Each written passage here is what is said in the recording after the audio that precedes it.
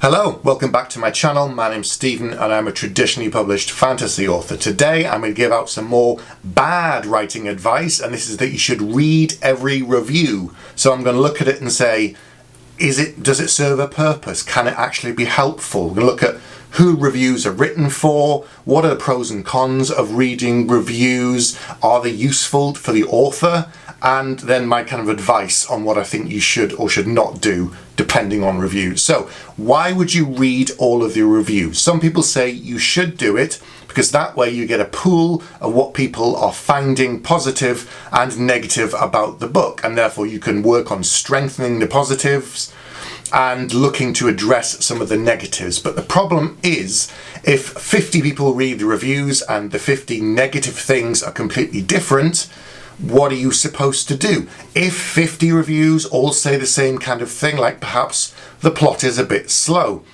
then you might want to address it. However, here's the problem with only writing a book based upon the feedback you get from reviews. Those 50 people who actually went on and bothered to make a review are probably only a very small percentage of the people who have read the book. How many times do you buy a book on any website, could be the very popular one that I'm not going to name, and you just don't bother to leave a review for any product? A lot of people buy books and just don't leave reviews anyway. You can pick them up from any place, whether it's Barnes & Noble or your local bookshop. Do you always leave reviews for every single book? And does it always happen on, say, Goodreads or one of the other big book websites? Do you bother to do it? Not everybody does. Some people walking through an airport on holiday, you see a book, you pick it up, read it by the pool, you chuck it down if you're done with it, and that's it. People don't always leave reviews for that kind of thing. So who reviews for? I would argue that reviews are not actually there for the author in the first place. Mostly they're there for other readers. Someone is sometimes using it as a diary to explain what they liked and didn't like about a book, and that can be useful for other readers. Like someone might say, the plot is really slow and it takes a bit of time to get going and there's a lot of focus on character. Someone who reads that review could say, oh, I like that. I like a slower paced book. I like focusing on character. So a negative review can be useful for other readers, but I don't think it's useful for authors. As I said, if all the reviews say one thing, then maybe you could look at it. But even then, I think that's quite damaging, and I don't think you should be reading reviews because they're not for the author in the first place. So what are the pros of reading reviews? Let's say you have 50 reviews and they're all really great and they say how amazing an author you are. You feel good, you feel great, you think, wow, I've really hit the nail on the head, this is brilliant, I'll just do exactly the same thing next time and I'll make people happy and it'll sell really well, and that's great.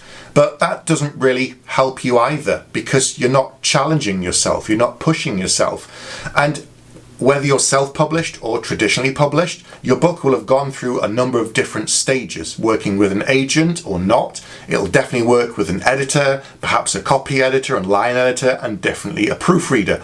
And all of these people will make suggestions on how to improve the book. And these are valuable opinions from people. They're not reviewing the book, they're analysing the book and saying, I can see what you're trying to do, and based upon what I read, I think you should do this or that or the other. They make suggestions and it's then up to you as the author to decide. Reviews aren't there for the same purpose. They're there to tell other readers, I like this, I didn't like that, what do you think? And they have a discussion amongst themselves. That's not there for the author, and that doesn't really help. The other thing is, I think it was Patrick Rothfuss that said, say you read all your positive reviews and you feel really good and you think you're doing a good job. As soon as you read that one bad review, it's like having a bowl of cereal of all these wonderful, great reviews, and right on top is this, turd, essentially. And whatever you do, you can't get around it. You can't enjoy the goodness because that bad review is sat there. And it just stinks up the place, metaphorically speaking.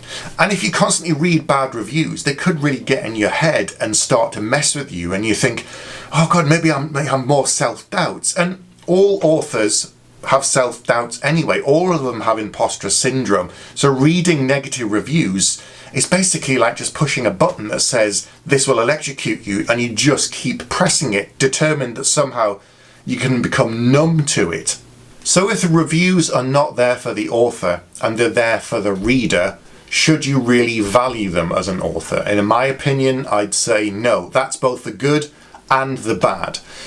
I sometimes am sent reviews. This is usually trade press, so it might be something like Publishers Weekly or the Library Journal or something else, and my publisher will send these to me to say, you know, your new book's come out, here's a starred review, and it makes me feel good, and I think, okay, that's quite nice. Someone in the industry has said this is good or this is bad, or these are the areas that need attention. Even then, on a really good review, makes me feel nice for a little while, but I don't pin it to my wall and walk around feeling like I'm the best-selling author in the world, because I'm going to be judged just as harshly by the publishers, by any review site, by any Publishers Weekly or Library Journal on my next book. I'm only as good as the book that's just come out. So it makes you feel nice for a little while, but then I just kind of put it aside and get on with the work, because that's what I need to focus on. I listen to the opinions of people who matter, whether it's publishers or beta readers or my agent or my editors. All of them are valued opinions that I listen to. Reviews are not there for me. They're not there for the same purpose. I don't listen to them or read them. As a rule, I don't read any of my reviews on Goodreads or anything, because that way just constantly leads to madness.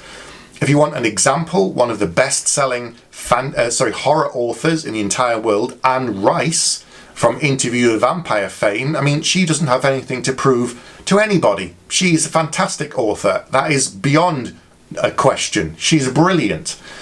She got into like a slanging match with someone on Amazon where they posted a review of one of her books from years ago, and she started criticizing them and they went back and forth, and it just looked really bad and it just looked really messy. And I thought, yeah, this isn't good in any way. And some people say, oh, no publicity is bad publicity.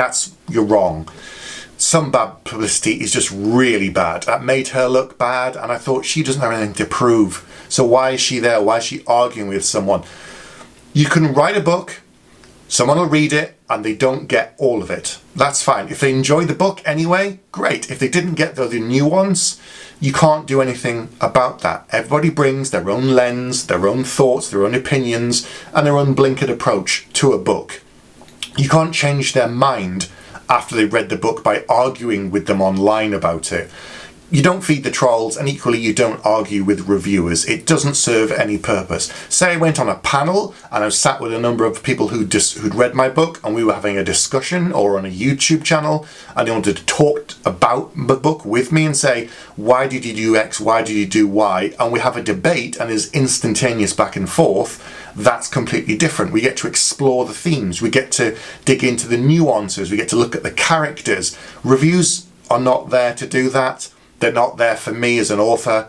They're there for readers. So my advice is, don't read every review. Don't read any reviews. You might get some sent to you by your publisher, by your editor. That can't be helped. But as a rule, I think it's destructive to read reviews as a writer. I think it can cause a lot more distress and anxiety, and being an author is quite difficult enough as it is. So why make your job even more tricky for you and even more difficult? So that's all I'm going to talk about today. I'll be back soon with another video. Like, subscribe, and all that kind of stuff, and I'll see you soon.